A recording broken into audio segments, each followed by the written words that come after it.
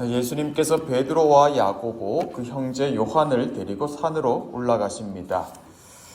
이 제자들은 거기서 깜짝 놀랍니다. 예수님의 얼굴이 해와 같이 빛나고 옷이 빛과 같이 휘어졌기 때문입니다. 그와 같은 광채를 낸다는 건 예수님이 하나님이시라는 걸 암시하는 것이죠. 예전에 모세도 시내산 위에서 그와 같이 빛을 내시는 하나님을 뵌 적이 있죠.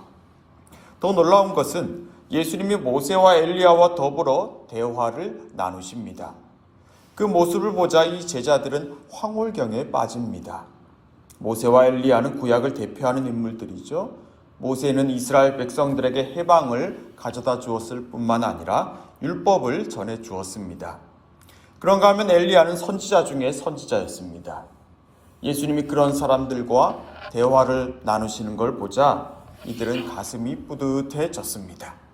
그들이 따르고 있는 스승이 그와 같은 대단한 권위와 능력을 갖고 있다는 걸 두 눈으로 확인했기 때문입니다. 그런데 그 순간 갑자기 구름이 그들을 뒤덮더니 소리가 들려옵니다. 이는 내 사랑하는 아들이요 내 기뻐하는 자니 너희는 그의 말을 들으라. 네, 이건 하나님께서 말씀하시는 것이었습니다. 이들은 모두 엎드려 두려워 떨고 있습니다. 그 거룩하신 분 앞에서 그들은 감히 얼굴을 들 수가 없습니다. 그들이 숨기고 있는 죄, 그들을 사로잡고 있는 어둠이 있다는 걸 그들은 하나님 앞에 숨길 수가 없기 때문입니다. 그건 그 어떤 말로도 표현할 수 없는 깊은 공포였습니다. 이제 그들은 곧 죽을 수도 있다 생각합니다. 황홀경에 빠져있던 그들은 한순간 이처럼 죽음의 공포에 시달립니다. 그런데 그런 그들에게 누군가가 손을 대며 일어나라 두려워하지 말라고 합니다. 눈을 들어보니 예수님만 보이죠. 그러나 조금 전 그 광채는 없습니다. 예수님은 이들을 데리고 산 아래로 내려가십니다. 그리고 그들에게 말씀하십니다. 인자가 죽은 자 가운데서 살아나기 전에는 본 것을 아무에게도 이르지 말라. 인자도 이와 같이 그들에게 고난을 받을 것이다. 네, 예수님은 빌립보 가이사랴에서 처음 제자들에게 말씀하신 자신의 고난과 자신의 죽으심을 또 말씀하십니다.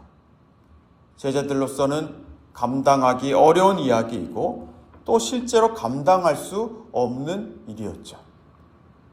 예수님은 누구든지 제 목숨을 구원하고자 하면 잃을 것이요 누구든지 나를 위하여 제 목숨을 잃으면 찾으리라 말씀하셨습니다.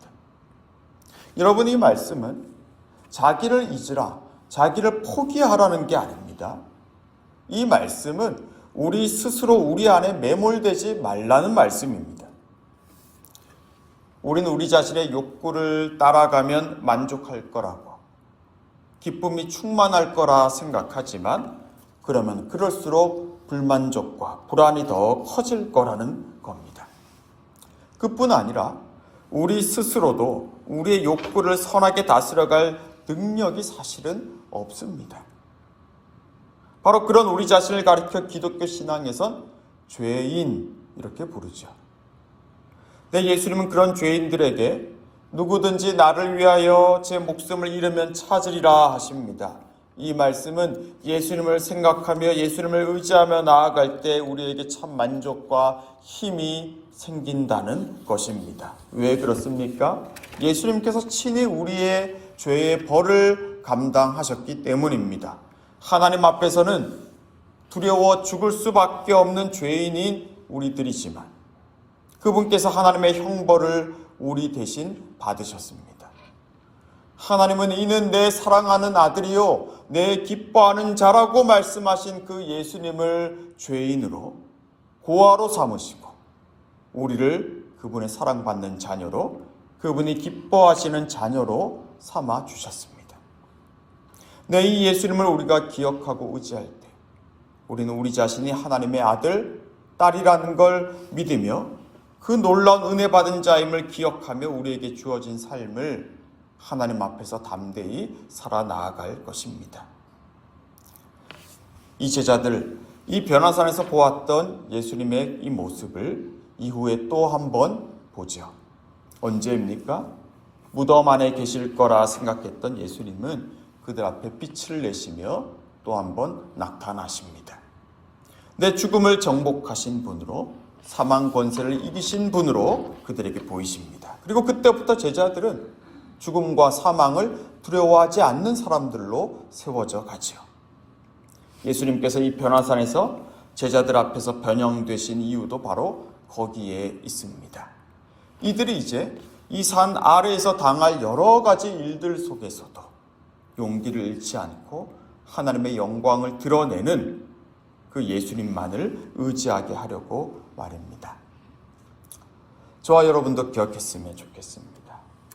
예수 그리스도, 예수님과 함께, 예수님 안에 라는 말을 우린 참 많이 하죠. 예수님은 힘이 없어서, 그분은 어쩔 수가 없어서 고난당하고 매맞으시고 죽임을 당한 게 아닙니다. 그분은 끝내 부활하셔서 그 무시무시한 죽음의 사망의 세력들의 힘을 꺾으셨고, 변화산에서 보이신 그 형상이 잠깐 있다 사라지는 것이 아니라는 걸 마침내 보여주시지 않았습니까? 우리가 이 예수님 안에 있다면, 우리가 이 예수 그리스도를 의지한다면, 당장 우리가 보고 느끼기엔 우리가 감당할 수 없는 일을 만났다 하더라도 우리는 끝내 예수님과 함께 예수님의 이름으로 잃어버릴 것만 같던 우리의 목숨과 우리의 생명을 다시 찾을 수 있을 것입니다. 예수님이 그리하셨던 것처럼 우리 역시 그분과 함께 영광을 누릴 것입니다. 그러한 은혜의 역사가, 믿음의 역사가 저와 여러분 안에 충만하시기를 주님의 이름으로 축복합니다. 기도하겠습니다. 하나님, 그렇습니다. 성도의 삶은 우리가 기대하고 우리가 꿈꾸는 것과는 다릅니다. 그래서 실망하고 낙심할 때가 있습니다. 하지만 이제 우리가 꿈꾸는 것보다, 내가 기대하는 것보다 하나님께서 우리를 위해 예수님 안에서 이루신 그 일을 붙잡기를 원합니다. 그것이 진정 우리에게 목숨을 주고 생명을 주는 것이기 때문입니다. 사랑하시고 기뻐하시는 아들을 우리 대신 죄가 되게 하시고 우리가 받아야 할 저주를 아들에게 부으신 하나님의 그 놀라운 형언하지 못할 사랑을 우리가 의지하게 해주십시오. 그리고 그리스도께서 영광 가운데 마침내 죽음을 정복하고 일어나신 것을 의지하며 우리 또한 능히 그리스도께서 가신 그 길을 용기 있게 걸어가게 해주십시오. 사랑하는 가족을 먼저 떠나보낸 주의 자녀를 기억하여 주시고 그 가정에 주님만이 주시는 빛으로, 위로와 평강으로 함께하여 주십시오. 예수님 이름으로 기도합니다. 아멘. 하나님